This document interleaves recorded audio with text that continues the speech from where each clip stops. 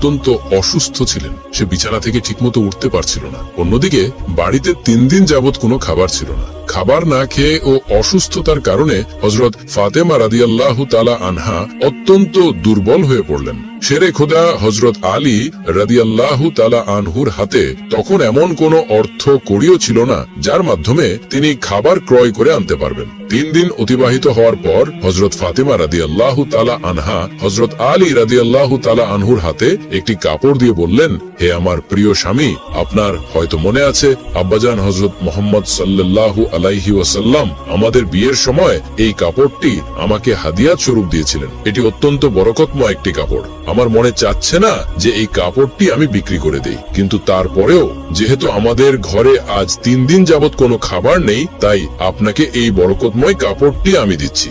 আপনি এটিকে বাজারে বিক্রি করে এর মূল্য দিয়ে কিছু খাবার খরিদ করে নিয়ে আসুন। হযরত আলী রাদিয়াল্লাহু তাআলা আনহু ফাতিমা রাদিয়াল্লাহু তাআলা আনহার কাছ থেকে সেই কাপড়টি নিয়ে বাজারের দিকে রওনা করলেন। তিনি কাপড়টি নিয়ে বাজারের দিকে পৌঁছালেন এবং সেটিকে বিক্রি করার জন্য অনেক ক্রেতাকে দেখালেন। কিন্তু কাপড়টি অত্যন্ত পুরনো হওয়ায় সেটি ক্রয় করার জন্য কোনো ক্রেতাই আগ্রহ দেখাচ্ছিল না। এ কারণে হযরত আলী রাদিয়াল্লাহু তাআলা আনহু একেবারেই নিরাশ হয়ে পড়লেন। তখন তিনি আল্লাহ রাব্বুল আলামিনের দরবারে ফরিয়াদ করলেন, হে আল্লাহ রাব্বুল আলামিন, এই কাপড়টি অত্যন্ত পুরাতন, তাই এটি ক্রয় করার জন্য কোনো ক্রেতাই আগ্রহ দেখাচ্ছে না। আজ 3 দিন যাবত নবীজির মেয়ে হযরত ফাতেমা রাদিয়াল্লাহু তাআলা আনহা এবং হাসান ও হোসেন না খেয়ে আছে। হে রাব্বুল আলামিন, আজকে যদি এই কাপড়টি আমি বাজারে বিক্রি না করে এর মূল্য দিয়ে বাড়িতে না নিয়ে যেতে পারি, তাহলে আজকেও তারা না খেয়ে থাকবে। আপনি এই কাপড়টি বিক্রয় করার জন্য একজন ক্রেতার ব্যবস্থা করে দিন। শেরে খোদা হযরত আলী রাদিয়াল্লাহু তাআলা আনহুর এই দোয়ার পরেই একজন ক্রেতা আগমন করল এবং সে তাকে প্রশ্ন করল, আলী, তুমি কি এই কাপড়টি বিক্রি করতে চাও? হযরত আলী বললেন, জনাব, আমি তো বিক্রি করার জন্যই এটিকে বাজারে নিয়ে এসেছি। তখন লোকটি বলল, কি পরিমাণ অর্থ দিলে তুমি এই কাপড়টি বিক্রি করবে?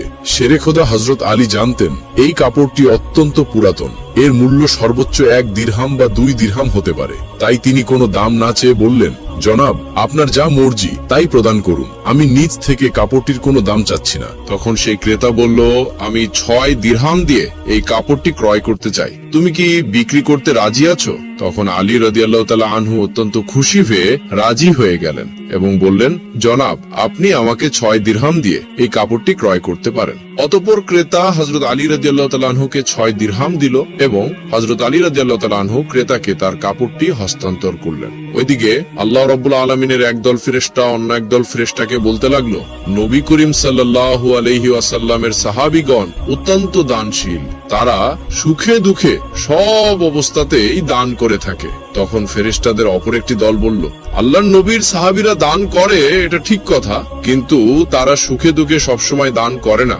যদি তাদের হাতে কোনো কিছু থাকে তাহলেই তারা দান করে, এবং তাদের হাতে থাকা জিনিসটির প্রয়োজন যদি তাদের নিজেদেরই থাকে তখন তারা সেই জিনিসটি দান করে না।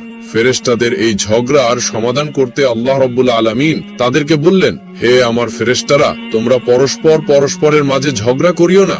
এই বিষয়টি পরীক্ষা করার জন্য শেরে খোদা হযরত আলীর কাছে চলে যাও। সে 6 দিরহাম দিয়ে একটি কাপড় বিক্রি করেছে, আর এই 6 দিরহাম তার অত্যন্ত প্রয়োজন। তোমরা আলীর কাছে গিয়ে সেই 6টি দিরহাম চাও, দেখো সে তোমাদেরকে দেয় কিনা, আর এর মাধ্যমে তোমাদের ঝগড়া সমাধানও হয়ে যাবে।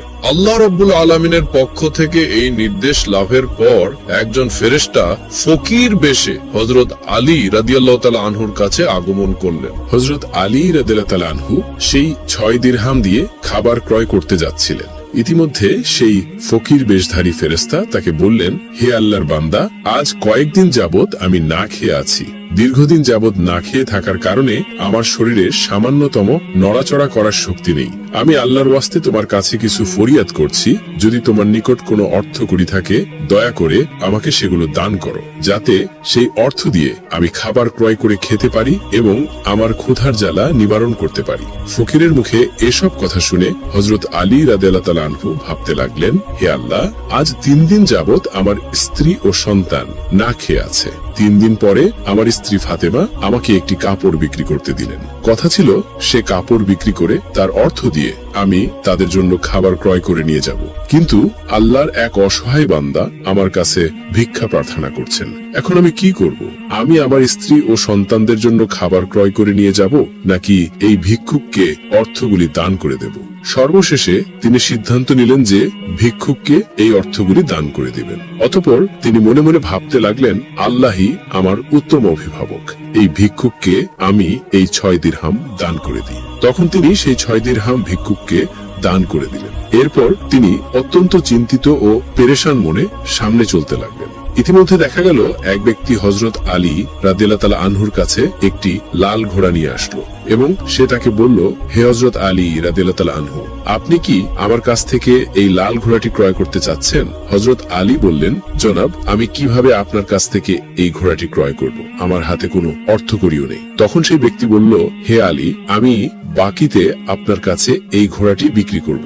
আপনি এই ঘোড়াটি নিয়ে ব্যবসা করুন, তারপর ব্যবসায় লাভ হলে আমার মূল্য আমাকে দিয়ে দিবেন। হযরত আলী